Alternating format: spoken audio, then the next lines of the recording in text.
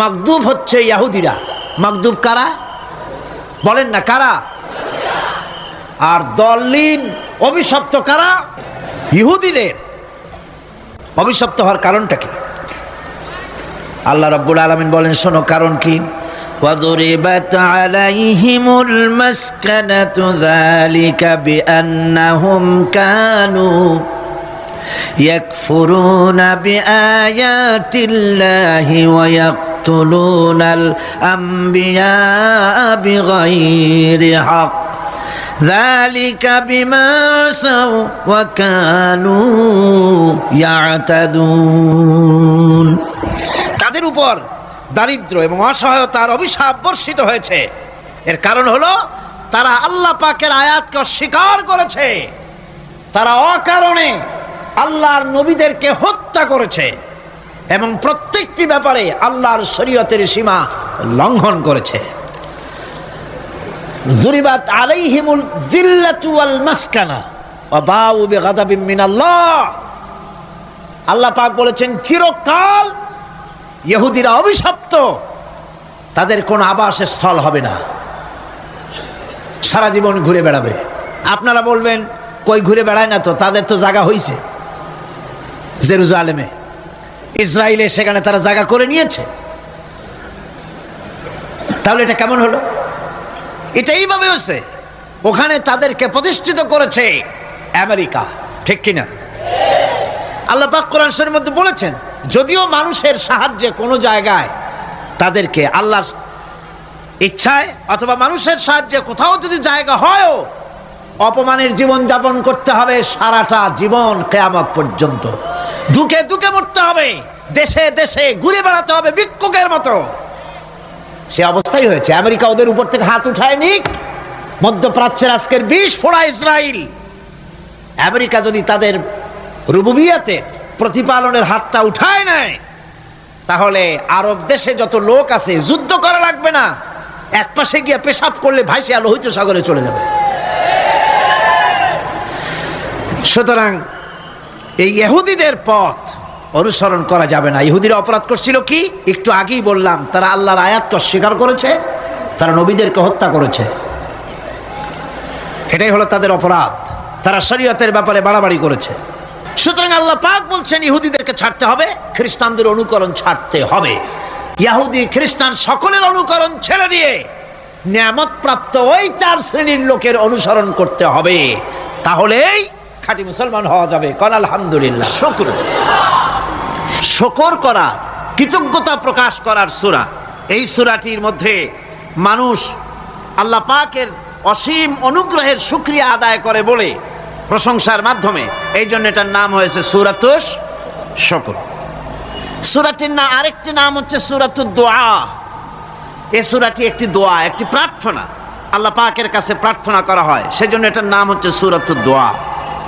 এর আরেকটি নাম হচ্ছে সূরাতুস সুয়াল, অর্থাৎ কামনা করার সূরা, আল্লাহর কাছে চাওয়ার সূরা। এই সূরায় অনেক কিছু আছে যা আল্লাহর কাছে চাওয়া হয়। এই সূরাটি, এর আরেকটি নাম হচ্ছে সূরাতুশ শিফা, অর্থাৎ প্রতিষেধক, রোগ ব্যাধি ইত্যাদি মুক্ত হওয়ার জন্য। সূরা ফাতিহা, আপনারা আল্লাহর ওলিদের কাছে, ওলামাদের কাছে যে যান, পানি নিয়ে, তেল নিয়ে, কালো জিরা নিয়ে, ওনারা যা পড়ে ফু দেন, সেই গোপন কথাটা বলে দেই, সেটা হচ্ছে সূরা ফাতিহা। সূরা ফাতিহা কোন কোন কিতাবে মুফাসসিরিন ইকরাম লিখেছেন, মুহাদ্দিসিনরা লিখেছেন যে দুরারোগ্য ব্যাধি, কোন ওষুধে ভালো হচ্ছে না, প্রতিদিন 40 বার করে সূরা ফাতিহা পড়ে পানিতে দম করে ফজরের পরে 41 দিন যদি এভাবে সেবন করে, সেই দম করা পানি দুরারোগ্য ব্যাধিও আল্লাহ পাক ভালো করে দিবেন। সুবহানাল্লাহ বিহামদি। এটা হচ্ছে সূরাতুশ শিফা। এটাকে বলা হয় সূরাতুস সালাত। নামাজ হবেই না সূরা ফাতিহা ছাড়া, নামাজ সূরা ফাতিহা ছাড়া হবে না। এই জন্য লা সালাতা লিমান লাম ইয়াকরা বিফাতিহাতিল কিতাব, হাদিস শরীফে এসেছে সূরা ফাতিহা ছাড়া নামাজ শুদ্ধ হবে না, নামাজ জায়েজ হবে না। সেই জন্য এটার নাম হচ্ছে সূরাতুস সালাত। কোরআনে কারীমের এই সূরাটি, এটাকে হযরত পীর সাহেব কেবলা একটি আয়াত তেলাওয়াত করে বলেছেন, সাবউল মাসানি। এটা হচ্ছে নিত্য পাঠনীয় সপ্তবাক্য, যে 7টি বাক্যকে সবসময় পড়া লাগে। তার মানে হচ্ছে যে ব্যক্তি নামাজ পড়ে 5 ওয়াক্ত 24 ঘন্টার ভিতরে সূরা ফাতিহা একেবারে কম করেও যদি হয় তাহলে 40 বার এই সূরা 24 ঘন্টায় নামাজি ব্যক্তিকে পড়তে হয়। এই জন্য সবসময় পাঠনীয় এই সূরাটি মোট অক্ষর সংখ্যা হচ্ছে 113, শব্দ সংখ্যা হচ্ছে 25টি। এটি হচ্ছে সূরা ফাতিহা, একটি রুকু, 7টি আয়াত। নাজিলের অবতীর্ণ হওয়ার স্থান হচ্ছে মক্কা আল মুকাররমা। রাসূল করিম সাল্লাল্লাহু আলাইহি ওয়াসাল্লামের মক্কি জিন্দেগিতে সূরাটি অবতীর্ণ হয়। শুরু হচ্ছে সূরা ফাতিহা, আলহামদুলিল্লাহি রাব্বিল আলামিন। সূরা ফাতিহা আমি বলি এটি যেন একটি অভিনন্দন পত্র। এটি কি? অভিনন্দন পত্র। বান্দা দিচ্ছে তার রবকে, রবের ভাষায় শেখানো অভিনন্দন পত্র বান্দা তার রবকে প্রকাশ করছেন, দিচ্ছেন। অভিনন্দন পত্রে 3টা জিনিস থাকে, আপনারা লক্ষ্য করে শুনলে বুঝতে পারবেন ইনশাআল্লাহ।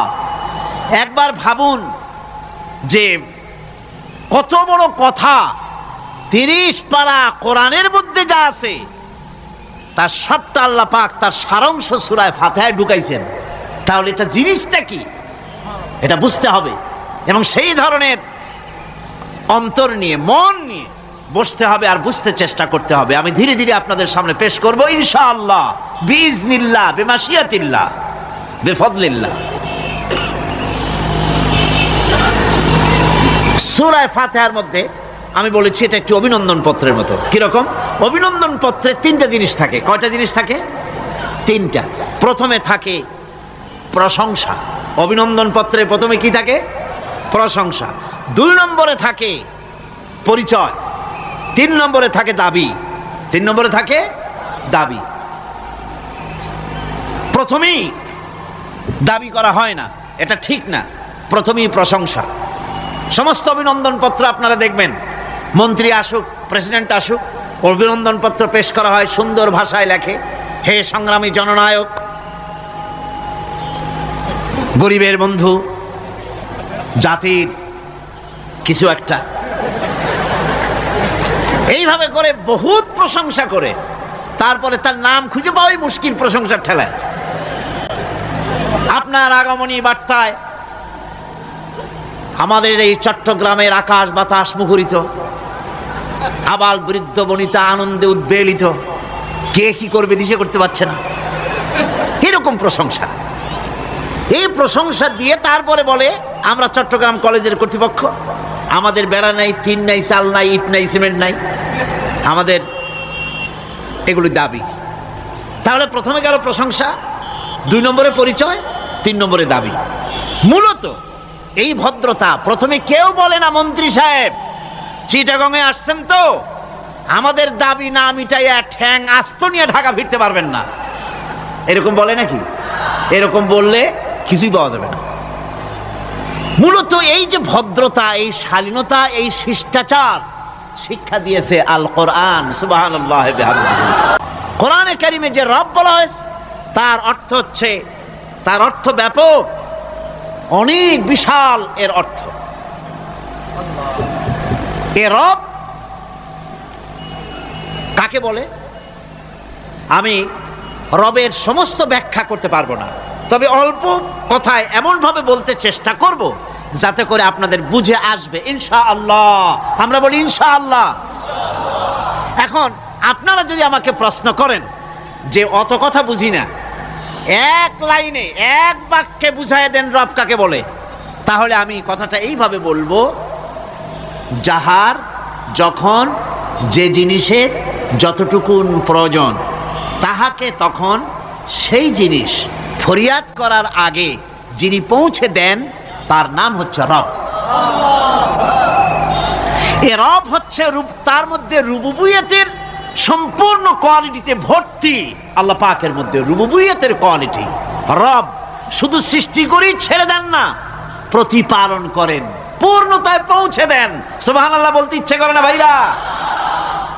দেখেন আল্লাহ রাব্বুল আলামিন এমন রব, বাংলাদেশের কুকুর আর আমেরিকা ইউরোপের শীত প্রধান দেশের কুকুর একরকম নয়। আমাদের দেশের পশু ইউরোপ আমেরিকা শীত প্রধান দেশের পশু একরকম নয়।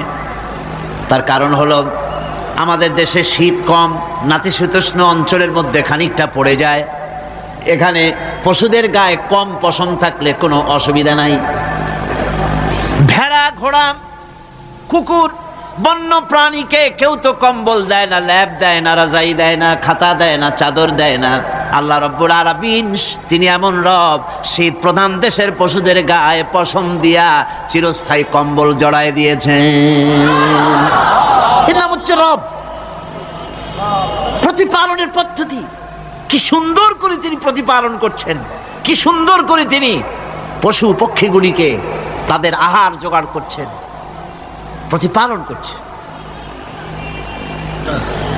তিনি রব, মানুষকে সৃষ্টি করেছেন, আমাদেরকে সৃষ্টি করেছেন, সব প্রয়োজন মিটাইছেন। সুবহানাল্লাহ ওয়া বিহামদিহি, সকল প্রয়োজন মিটিয়েছেন, একটা জিনিস বাদ রাখেন না। আমি এই জন্য বলি যে কোরআন হচ্ছে বিজ্ঞানের উৎস। কোরআন বিজ্ঞানের কি? বিজ্ঞানের আবিষ্কার যত বাড়বে, বিজ্ঞান চিরটা কাল কোরআনের কাছে ভিক্ষার হাত দিয়ে এতিমের মতো দাঁড়ায় থাকবে কিয়ামত পর্যন্ত। আল্লাহ বিহামদিহি, বিজ্ঞানীরা বলেছেন আমাদের এই পৃথিবীটা, আল্লাহ না করুন কখনো, আমাদের এই পৃথিবীটা যদি কোনো ব্ল্যাক হোলের আওতায় পড়ে, ওর রেঞ্জে আসে, তাহলে মাত্র 2 সেন্টিমিটারের মধ্যে পৃথিবীটা তার ঘনত্ব লাভ করে ব্ল্যাক হোলের মধ্যে অদৃশ্য হয়ে যাবে, হারায় যাবে, অস্তিত্ব থাকবে না।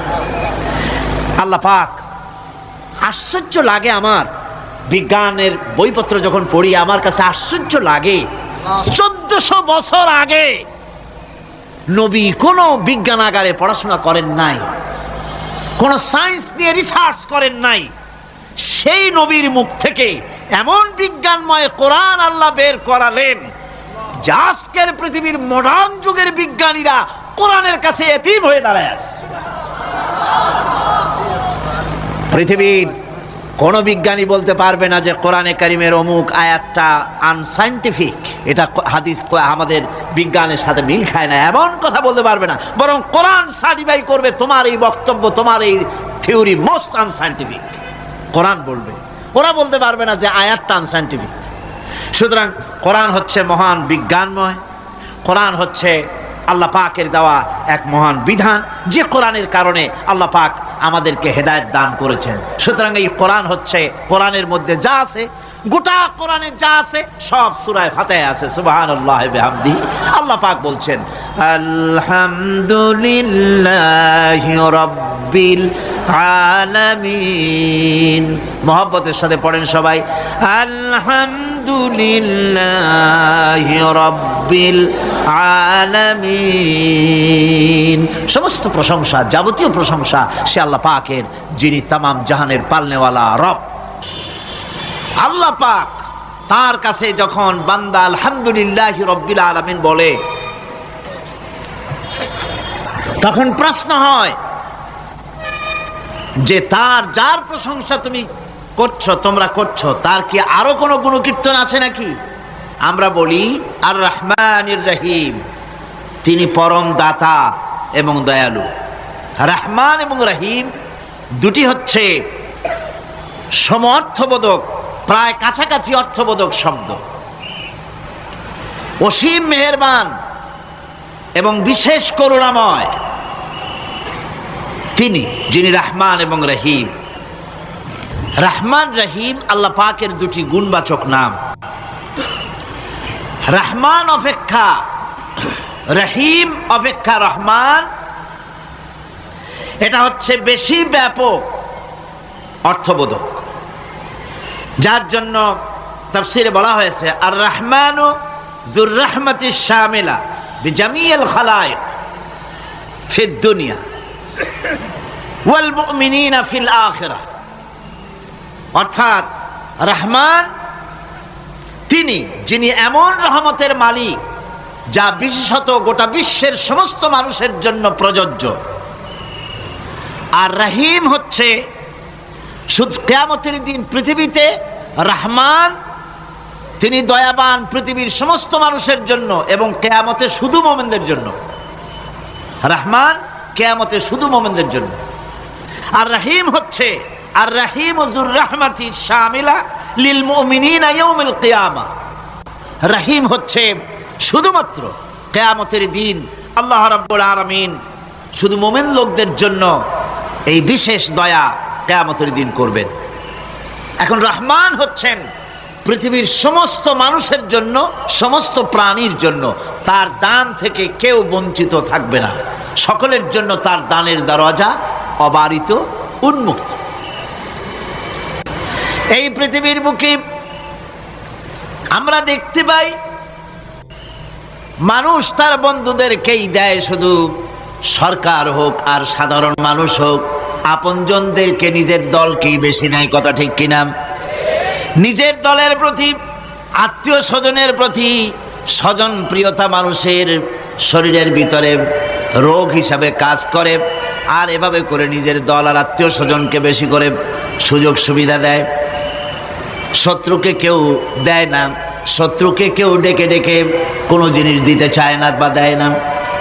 আল্লাহ রাব্বুল আলামিন এমন রহমান, এমন দয়াবান, এমন মেহেরবান, যারা তার ইবাদত করে, যারা তাকে স্বীকার করে, আল্লাহ বলে তাকে যারা সেজদা দেয়, আল্লাহ পাক তাদেরকেও দেন। আর যারা আল্লাহকে অস্বীকার করে, আল্লাহ রাব্বুল আলামিনকে মানে না, তার গুণাবলী কি স্বীকার করে না, তার অস্তিত্ব স্বীকার করে না, তারপরেও আল্লাহ রাব্বুল আলামিন কোন নাফরমান বান্দাকেও রহমত থেকে বঞ্চিত করেন না। সে যেই হোক, বেনামাজি হোক, মুরতাদ হোক, নাস্তিক হোক, তারপরে আল্লাহর অনুগ্রহ থেকে সে বঞ্চিত থাকে না। কথা ঠিক কিনা? বরং এটাই আমরা দেখি, নামাজি, দিনদার, পরেজগার মানুষ তার বরং কম থাকে, সে বরং কম পায়। বাড়ি নাই, ঘর নাই, কলকারখানা নাই, আর নামাজ রোজা করে না, হজ যাকাত করে না, আল্লাহর সাথে বিরোধিতা করে, আল্লাহরে মানেই না, বলে দেয়ার ইজ নো গড, স্রষ্টা বলতে কেউ নাই। এই ড্রিঙ্ক অ্যান্ড বি মেরি, এই হচ্ছে তাদের থিওরি, তাদের দর্শন, তাদের ফিলসফি। এই জাতীয় লোকগুলি বরং দেখা যায় তারা ক্ষমতা পায়, বাড়ি হয়, গাড়ি হয়, কল হয়, কারখানা হয়, সম্মান পায়। এটা কেন? এর কারণ হচ্ছে আল্লাহ রাব্বুল আলামিন এই পৃথিবীর কোনো মূল্য দেন না। এই পৃথিবীর মূল্য যদি আল্লাহ পাকের কাছে একটা মশার ডানার তুল্য যদি হতো, আল্লাহ পাক বিদ্রোহীদেরকে, কাফেরদেরকে এক ঢোক পানি আল্লাহ পাক গিলতে দিতেন না। এবার চিন্তা করেন, আল্লাহর ব্যাপারে যে দৃষ্টান্তটা দেওয়া হয়েছে, দৃষ্টান্তটা কত গুরুত্বপূর্ণ। মশার ডানার তুল্য, মশার ডানার তুল্য এই পৃথিবীর দাম নাই আল্লাহর কাছে। আপনাকে যদি কেউ 10 লক্ষ মশার ডানা বহু কষ্ট করে জোগাড় করিয়া যদি কেউ দেয়, তাহলে আপনি কয় টাকা দিয়ে কিনবেন? 4 পয়সা দিয়েও একজনে বলছে 4 পয়সাও দিবে না। তাহলে বোঝেন এর কোনো মূল্য নাই। একটা মশার ডানার তুল্য মূল্য আল্লাহ পাক এই পৃথিবীর দেন না, যার কারণে অবারিত উন্মুক্ত হস্তে আল্লাহ পাক সমস্ত মানুষের জন্য, প্রাণী জগতের জন্য তিনি করুণা করেছেন সকলকে। এই করুণাময় রহমান আল্লাহ পাক, তিনি গুনাহগারদেরকে, যারা আল্লাহ পাকের ফরমাবরদারি করতেছে, তাদেরকে সকলকে আল্লাহ পাক সমানভাবে তার জিনিসগুলিকে তিনি দিয়ে দিচ্ছেন। তাই রহমতের মধ্যে আছে স্নেহ, আছে প্রীতি, আছে অনুগ্রহ। আল্লাহ পাকের রহমতটা কি জিনিস? সেটা হচ্ছে রহমতি ওয়াসিআত কুল্লা শাই, আমার রহমত দিয়ে সমস্ত জিনিসকে ঢেকে রাখা হয়েছে। প্রত্যেকটি জিনিসের ভিতরে আল্লাহ পাকের রহমত রয়েছে। রহমত ছাড়া এই পৃথিবীতে মানুষের চলার কোনো পথ নাই। সমস্ত ব্যাপারেই আল্লাহ পাকের রহমত আর রহমত। আমরা যখন বললাম আর রহমানির রহিম, বলেন সবাই আর রহমানির রহিম, আবার প্রশ্ন হয়, বান্দা বুঝলাম, আরো কোনো কোয়ালিটি, আরো কোনো বৈশিষ্ট্য তার আছে নাকি? আমরা বলি মালিকি ইয়াউমিদ্দিন, তিনি হচ্ছেন বিচার দিনের মালিক, শেষ বিচারের মালিক তিনি। একদিকে এটাকে ব্যালেন্স করা হয়েছে, একদিকে অফুরন্ত রহমত, যার কোনো কুল নাই, কিনারা নাই। এখন আদল দরকার। এখন কি দরকার? আদল, ইনসাফ দরকার। আল্লাহ পাক একদিকে অফুরন্ত রহমত আর নিয়ামত দিয়ে পৃথিবীকে ছেয়ে রেখেছেন, অপর দিকে বলেছেন আমি হচ্ছি বিচার দিনের মালিক, সেদিন আমি বিচার করব। সেই বিচারের ভিতরে কোনো পক্ষপাতিত্ব থাকবে না, হবে না। সেখানে তিনি হবেন হাকামুল হাকিমিন, ওইটা হবে সুপ্রিম কোর্টের সুপ্রিম কোর্ট। সেই পরকালে, সেই কিয়ামতের মাঠে আপনাকে আমাকে সকলকে উপস্থিত হতে হবে, নাকি হবে না? সবাইকে উঠতে হবে। এই দিন শব্দটি কোরআনে কারিমে বহু জায়গায় বলা হয়েছে এবং বিভিন্ন অর্থে ব্যবহার করা হয়েছে। যেমন দিন শব্দের অর্থ প্রভাব, প্রতিপত্তি, আধিপত্য, ইতাআত, বন্দিগি, দাসত্ব, আনুগত্য, নীতি, পথ, পন্থা, হিসাব, ফায়সালা, প্রতিদান, প্রতিফল, এরকম অনেক অর্থ, অনেক অর্থে দিন শব্দ কোরআনে কারিমের মধ্যে ব্যবহৃত হয়েছে। কিন্তু এখানে মালিক ইয়াউমিদ্দিন, এই দিন এখানে ব্যবহার করা হয়েছে প্রতিফল অর্থে। প্রতিফলের দিন, যেদিন প্রতিফল দেওয়া হবে, তিনি হচ্ছেন সেই দিবসের অধিপতি, সেই দিবসের মালিক। সূরা ইনফিতারে আল্লাহ পাক বলছেন, وما أدراك ما يوم الدين ثم ما أدراك ما يوم الدين, বিচারের দিনটি কি তা তোমাকে কে জানালো? আবার জিজ্ঞেস করছি, তোমাকে কে জানালো বিচারের দিনটা কি? আল্লাহ পাক জবাবে বলছেন, বিচারের দিনটা হচ্ছে ইয়াউমা লা তামলিকু নাফসুন লিনাফসিন শাইআন ওয়াল আমরু ইয়াউমা ইযিন লিল্লাহ। বিচারের দিন হচ্ছে এমন দিন যেদিন কেউ নিজেকে রক্ষা করতে পারবে না, কারো থেকে কেউ নিজেকে রক্ষা করতে পারবে না, নিজেকে কেউ নিজের জন্য কাউকে সাহায্যকারী পাবে না। আর সমগ্র ব্যাপারটি নিরঙ্কুশভাবে আল্লাহ রব্বুল আলামিনের হাতে থাকবে। সেই দিনটার নাম কিয়ামত, সেটার নাম পরকাল, সেটার নাম হচ্ছে বিচারের দিন। যেদিন কর্তৃত্ব হবে কেবলমাত্র কার? আল্লাহ পাক। সেই দিনটা হচ্ছে কর্মফল পাওয়ার দিন। লাহা মা কাসাবাত ওয়া আলাইহা মা কাসাবাত, প্রত্যেক মানুষই সে উপার্জন অনুসারে সেখানে ফল পাবে। যেমন কর্ম তেমন ফল পাবে, ব্যক্তি হিসাবে পাবে, দল হিসাবে পাবে। তিলকা উম্মাতুন ক্বাদ খালাত লাহা মা কাসাবাত ওয়া লাকুম মা কাসাবতুম ওয়া লা তুসআলুনা আম্মা ইয়ামালুন। প্রত্যেক মানুষই তার উপার্জন অনুসারী ফল পাবে। যা সে পাবে তা নিজের উপার্জন ছাড়া আর কিছুই না, আর যে ফল পাবে সেটাও তার উপার্জন। সুতরাং কিয়ামতের দিন আল্লাহ মানুষের উপরে কোনো জুলম করবেন না, অত্যাচার করবেন না। আল্লাহ পাক তো তার বান্দার জন্য জুলুমকারী নন, ঠিক কিনা? আল্লাহ পাক বলছেন, মান আমিলা সালিহান ফালিনাফসিহি ওয়া মান আসাআ ফাআলাইহা ওয়া মা রাব্বুকা বিযাল্লামিল লিল আবিদ। যে ব্যক্তি পুণ্য কাজ করলো সে নিজের কাজে, নিজের স্বার্থেই তা করলো। আমরা যে নামাজ পড়ি, এটা কি আল্লাহর স্বার্থ? কথা কন, আল্লাহর স্বার্থ? সারা পৃথিবীর সমস্ত মানুষ যদি আল্লাহরে সেজদা দেয়, আল্লাহর ক্ষমতা আরো কিছু কালের জন্য বাড়বে নাকি? সমস্ত মানুষ যদি আল্লাহকে অস্বীকার করে, বিদ্রোহী ঘোষণা করে, বিদ্রোহ ঘোষণা করে, তাতে কি আল্লাহর ক্ষমতা শেষ হয়ে যাবে? নাউযুবিল্লাহি মিন যালিক। যেমন ছিলেন তেমনই থাকবেন। সুতরাং আমরা যা করি, আমরা নামাজ পড়ি নিজেদের জন্যে, আল্লাহকে খুশি করার জন্য, কিন্তু কল্যাণটা আমার। কল্যাণটা কার?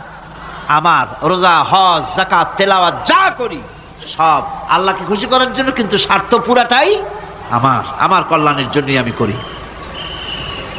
এবং আল্লাহ হচ্ছেন তিনি তোমাদের রব, ওমা রাব্বুকা বিযাল্লামিল লিল আবিদ, তোমাদের রব হচ্ছেন তিনি যিনি বান্দাদের উপরে কখনো অত্যাচার করেন না, জুলম করেন না, মেহেরবানি দিয়ে যিনি ছেয়ে রাখেন তিনি হচ্ছেন আল্লাহ পাক।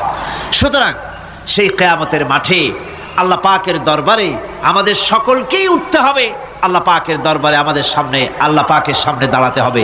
সেদিন আমাদেরকে কেউ বাঁচাতে পারবে না। সেদিন আল্লাহ পাক এর দরবারে যেন আমরা আসামি না হই, সেজন্য এই পৃথিবীতে কোরআন অনুযায়ী আমাদের জীবন গড়তে হবে, সুন্নাহ অনুযায়ী জীবন গড়তে হবে, তাহলে পরকালে আল্লাহ পাকের কাছে নাজাত পাওয়া যাবে। বড় কঠিন জায়গা, বড়ই কঠিন জায়গা। এবার প্রশ্ন হচ্ছে, তোমরা যারা আমার প্রশংসা করলে তোমরা কারা? জবাবে আমরা বলছি, ইয়্যাকা না'বুদু ওয়া ইয়্যাকা নাস্তাঈন। আয় আমার রব, আমরা হচ্ছি তোমার বান্দা, একমাত্র তোমারই গোলামি করি, একমাত্র একমাত্র তোমারই ইবাদত করি। আর কারো ইবাদত, এই শব্দটা লাগাইলে কি বোঝা যায় যে আর কারো করি না, একমাত্র তোমারই ইবাদত করি আর একমাত্র তোমারই কাছে সাহায্য প্রার্থনা করি। আমরা তোমার বান্দা। এবার প্রশ্ন হচ্ছে, চাও কি? পরিচয় তো শুনলাম, চাও কি? আল্লাহ রাব্বুল আলামিন আমাদেরকে শিখাই দিলেন, কত বড় মেহেরবান তিনি, কত দয়ালু তিনি, তার কাছে চাওয়ার ভাষাটাও তিনি আমাদের শিখাই দিলেন। জনে কোন সুবহানাল্লাহ। রব্বুল আলামিন আমাদের শিখালেন, এভাবে চাও, ইহদিনাস সিরাতাল মুস্তাকিম সিরাতাল্লাযীনা আন'আমতা আলাইহিম গায়রিল মাগদুবি আলাইহিম ওয়ালাদ-দাল্লিন। হায় আল্লাহ, ইহদিনাস সিরাতাল মুস্তাকিম, একটা রাস্তা চাই, সহজ সরল সঠিক একটি পথ চাই তোমার কাছে। সেই পথটা চাই যে পথ হচ্ছে নিয়ামত প্রাপ্তদের, অভিশপ্ত এবং পথভ্রষ্টদের পথ নয়। যে পথ নিয়ামত প্রাপ্তদের, ওই ধরনের একটা পথ আমরা চাই। পথ দেখাবার মালিককে কোরআনে কারীম বলছে, আল্লাহ রাব্বুল আলামিন বলেন, ওয়া আলাল্লাহি কাসদুস সাবিলি ওয়া মিনহা জাইরুন ওয়ালাউ শাআ লাহাদাকুম আজমাইন। ওয়া আলাল্লাহি কাসদুস সাবিল, সোজা রাস্তা বলে দেওয়ার দায়িত্ব আমি আল্লাহর। সোজা রাস্তা বলে দেওয়ার দায়িত্ব কার? তিনি বলছেন, বলার দায়িত্ব আমার, সোজা রাস্তাটা আমি বলে দেব। আল্লাহ রাব্বুল আলামিনের কাছে বান্দা যখন রাস্তার দাবি করলো, সোজা পথ চাই, সহজ পথ একটা তোমার কাছে চাই, রব্বুল আলামিন সূরা ফাতিহার 7টা আয়াতের এই অভিনন্দন পত্রের জবাবে 30 পারা কোরআন শরীফ আল্লাহ পাক বান্দারে দান করে দিলেন। জবাবে বলে দিলেন, ওয়া আনি'বুদুনি হাযা সিরাতুম মুস্তাকিম। সোজা রাস্তাটা হলো আমার আনুগত্য, আমার গোলামি, আমার দাসত্ব, এটাই হলো সোজা রাস্তা। এই সোজা রাস্তাটা আমি বলবো। রাস্তা তো অনেক হতে পারে, কিন্তু সোজা রাস্তা বলে দেওয়ার দায়িত্ব কার? আল্লাহ পাকের। দেখেন, এই যে বিশাল মাহফিল, এই মাহফিলে যত লোক আসছে, সব লোক কি এক মতের, এক চিন্তার, এক আদর্শের? না। এই কয়েক লক্ষ জনতার ভেতরে হাজারো মতের লোক আছে, হাজারো চিন্তার লোক আছে, হাজারো আদর্শের লোক আছে। সব আদর্শ, সব চিন্তা, সব কি ঠিক? সবটাই কি নির্ভুল? না, সঠিক নির্ভুল একটা। কয়টা হয়? একটাই হয় মাত্র। এই জন্য আমি দৃষ্টান্ত দিতে গিয়ে বলি, অঙ্ক পরীক্ষা যেদিন হয়, ছেলেরা অঙ্ক পরীক্ষা যেদিন দেয়, সেই অঙ্ক পরীক্ষা দিতে গিয়ে অঙ্ক যারা ভুল করে তাদের ফলাফল কয় রকম হয় বলেন?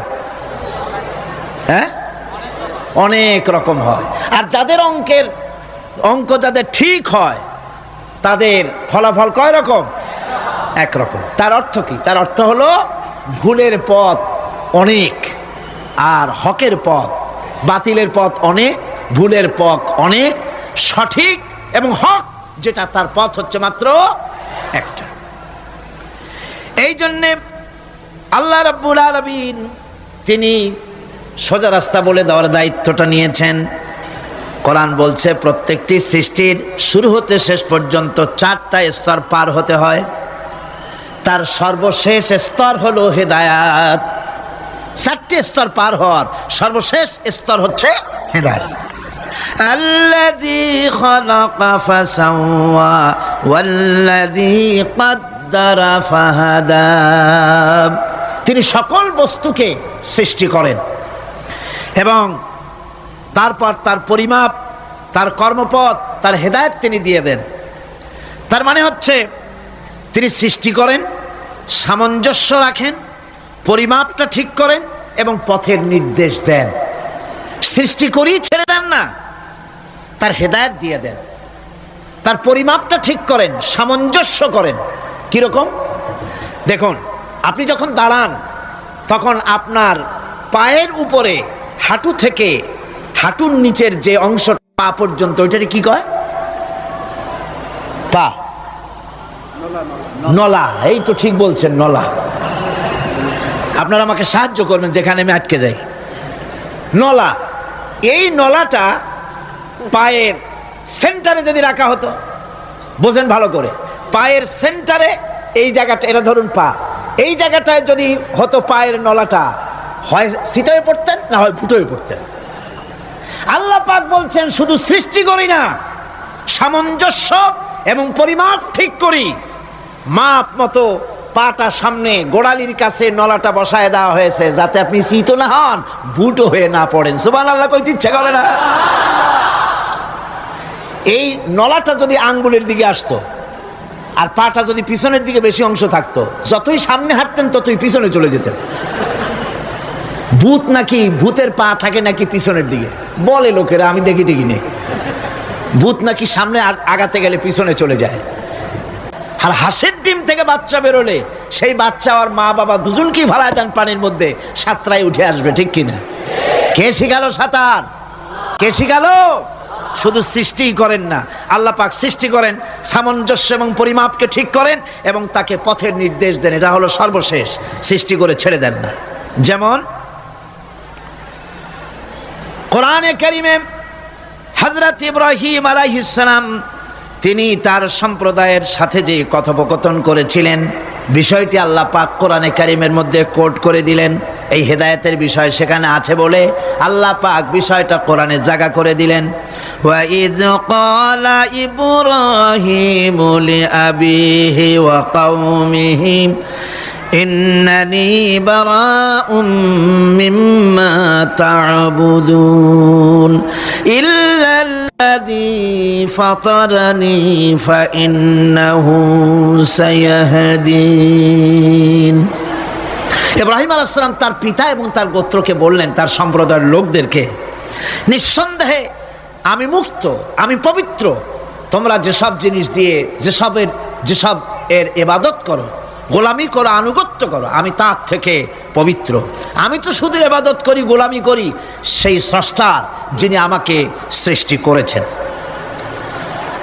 আমার সম্পর্ক শুধুমাত্র সেই সত্তার সাথে যিনি সৃষ্টি করেছেন। আল্লাযী খালাকানি ফাহুয়া ইয়াহদিন, যিনি আমাকে সৃষ্টি করে শুধু সৃষ্টি করেন নাই, আমাকে হেদায়েত দিয়েছেন, আমাকে পথের দিশা দিয়েছেন। ওয়াল্লাযী হুয়া ইউতঈমুনি ওয়া ইয়াসকিন, যিনি আমাকে সৃষ্টি করেছেন, তিনি হেদায়েত দিয়েছেন, আর আমি যখন তৃষ্ণার্ত হই তিনি আমাকে পান করান, আমি যখন ক্ষুধার্ত হই তিনি আমাকে আহার দেন। ওয়া ইযা মারিতু ফাহুয়া ইয়াশফিন, আর যখন অসুস্থ হই তখন তিনি আমাকে রোগ মুক্ত করে দেন। সুবহানাল্লাহি বিহামদি। ইন্না হাদাইনাহুস সাবিলা ইম্মা শাকিরান ওয়া ইম্মা কাফুরা, নিশ্চয়ই আমি তাদেরকে তাদের কর্মপন্থা প্রদান করেছি। আমি তাদেরকে হেদায়েত দিয়েছি, চলার পথের দিশা দিয়েছি। এখন ইচ্ছে করলে সে কৃতজ্ঞ হতে পারে, ইচ্ছে করলে অকৃতজ্ঞতার পথও অবলম্বন করতে পারে। আমি তাকে হেদায়েত দিয়ে দিয়েছি, পথ দেখিয়ে দিয়েছি। ডান এবং বাঁ দুটি রাস্তা আল্লাহ পাক দেখিয়ে দিয়েছেন। আসহাবুল ইয়ামিন, আসহাবুল শিমাল, একটা ডানপন্থী আর একটা বামপন্থী। আমাদের দেশে কিছু লোক আছে নাম মুসলমান, কিন্তু বলে যে আমরা বামপন্থী আন্দোলন করি। অথচ সমস্ত ডানপন্থীদের জায়গা হবে জান্নাতে, যদি জান্নাতের আমল করতে পারে। ডানপন্থীদের নেতা হচ্ছেন দুনিয়ার সমস্ত পয়গম্বরেরা, আর বামপন্থীদের নেতা হলো শয়তান। বামপন্থীদের নিয়ে শয়তান যাবে কিয়ামতে জাহান্নামে। আল্লাহ পাক রাস্তা বলে দিয়েছে। আল্লাহ রাব্বুল আলামিন বলেন, আলাম নাজআল লাহু আইনাইনি ওয়া লিসানান ওয়া শাফাতাইন ওয়া হাদাইনাহুন নাজদাইন। আমি কি তোমাদের দুটি চক্ষু দেই নাই, দেখার জন্য দুটো চোখ দেই নাই? আমি কি তোমাদেরকে কথা বলার জন্য দুটো ঠোঁট দেই নাই? এরপরে আমি কি তোমাদেরকে ভালো মন্দ বোঝার জন্য আমি কি হেদায়েত দেইনি? ভালো মন্দ সবটা বোঝার জন্য আমি তোমাদেরকে হেদায়েত দিয়েছি। সুতরাং এই হেদায়েতের রাস্তা ছেড়ে দিয়ে তোমরা নিজেদেরকে গোমরাহির মধ্যে ডুবিয়ে দিও না। আমার দেওয়া হেদায়েতের রাস্তায় নিজেদেরকে পরিচালিত করার জন্য প্রচেষ্টা করো। সিরাতুল মুস্তাকিম, এজন্য মডেল দরকার। কার অনুসরণ করব? আল্লাহ পাক শিখায় দিলেন, সিরাতাল্লাযীনা আন'আমতা আলাইহিম। পড়েন সবাই, সিরাতাল্লাযীনা আন'আমতা আলাইহিম গায়রিল মাগদুবি আলাইহিম ওয়ালাদ-দাল্লিন। আয় আল্লাহ, অনুগ্রহপ্রাপ্ত দল, সেই রাস্তা অনুগ্রহপ্রাপ্তদের রাস্তা চাই। তোমার মনোনীত ব্যক্তি অনুগ্রহপ্রাপ্ত যারা, তাদের পথ অনুসরণ করতে চাই। নবী বলুন, আমি তোমাদের মতো মানুষ, আমার উপরে ওহী আসে, ইন্নামা আনা বাশারুম মিসলুকুম, তোমাদের মতো মানুষ। একটু ভালো করে বিষয়টা বোঝেন। আরো বলেছি আমি, আজকে আবার স্মরণ করায় দেই। আল্লাহ শিখাই দিচ্ছেন, বলুন আমি তোমাদের মতো মানুষ, ফেরেশতা নই, জিন নই, আমার কাছে ওহী আসে। পার্থক্য এখানে। তবে আরো পার্থক্য আছে, সেটা হচ্ছে আমরা হচ্ছি সাধারণ মানুষ, নবীরা হচ্ছেন অসাধারণ মানুষ। সুবহানাল্লাহ। আমরা হচ্ছি মানব, রাসূল আল্লাহর পয়গম্বররা হচ্ছেন মহামানব। কথা বুঝে আসছে? তার মানে হলো আমরা সাধারণ মানুষ। সাধারণ মানুষেরা গুনাহ করতে পারে, ভুল করতে পারে, সব রকমের গুনাহ করতে পারে। নবীরা কোনো গুনাহ করতে পারেন না। আল্লাহ পাক তাদের দিয়ে গুনাহ করান না। আল্লাহ পাক ফেরেশতা দিয়ে, আপন কুদরত দিয়ে নবীদেরকে হেফাজত করেন। সুবহানাল্লাহ। সুতরাং এই কথা বিশ্বাস করতে হবে, সমস্ত নবীরা হচ্ছেন মানুষ। নবীদের আদর্শই কেবলমাত্র আদর্শ, সেই আদর্শকেই গ্রহণ করতে হবে, তাকেই একমাত্র নেতা হিসাবে গ্রহণ করতে হবে। আমার নেতা বলতেও রাজি না। মুশকিল কি এক জায়গায়? কয় যে নেতা বলা যাবে না। কেন? কয় যে ওই যে মানুষেরা বলে, স্লোগান দেয়, আমার নেতা, তোমার নেতা, অমুক তমুক হেন তেন, তো এগুলির সাথে নবীরে মিশানো এটা ঠিক না। তাছাড়া নবীরে নেতা কব না, কবটা কি? নবী কি হয় নেতা হবে, না হয় অনুসারী হবে, এর বাইরে তো কিছুই নাই। হয় ইমাম, না হয় মুক্তাদি। বাইরে কি? বাইরে তো নাই কিছু। সুতরাং নবী কি মুক্তাদি হবে? নবী কি অনুসারী হবে? নিশ্চয়ই হাজার বার নবী হচ্ছেন ইমাম, নবী হচ্ছেন নেতা।